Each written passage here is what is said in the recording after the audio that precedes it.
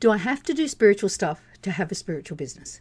This was a question that was asked by a now past client and good friend of mine, and I can remember exactly when it was and where I was at that moment in time.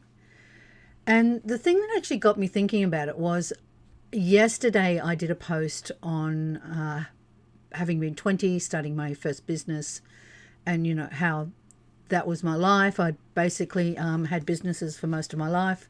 And what I was thinking about was, up until that question, because it popped into my mind, I'd been teaching spirituality and doing some business coaching, but the question helped me to recognize where there is actually a gap for women who wanted to bring spirituality into their business, but they didn't know how or why.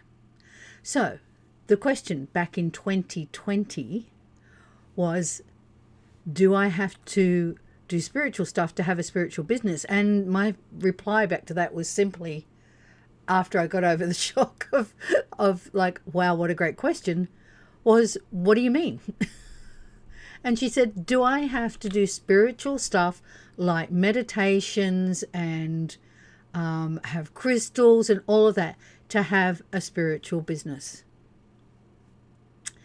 That was a real aha moment for me, because I knew the business world was shifting, and I was willing to go with it. And I could see that what was coming out of this was there's a gap between where women have their spirituality and they have their business, and it's like two parts of a bridge where the middle part of the bridge is not closed.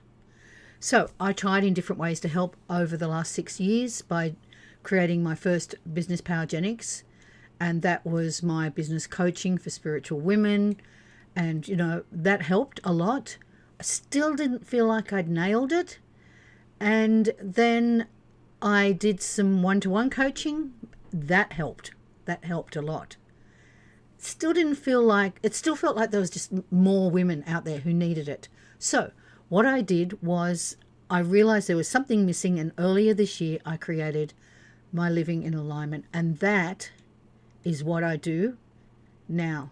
I help women close the gap between who they are, between them and their spirituality, between the spirituality and business, and simply getting them so that their life reflects what they know it should. Because having a gap means that you can't connect the two. Closing that gap means that your life will start to reflect the way you've always wanted it to, and the way it should, the way you know, soul deep, the way you know. So if you've got any questions, leave them for me. Happy to answer them. Go back and check out my post from yesterday. You'll see me in my 1980s gear of a beautiful white puffy blouse and a red taffeta skirt, and have a giggle at that.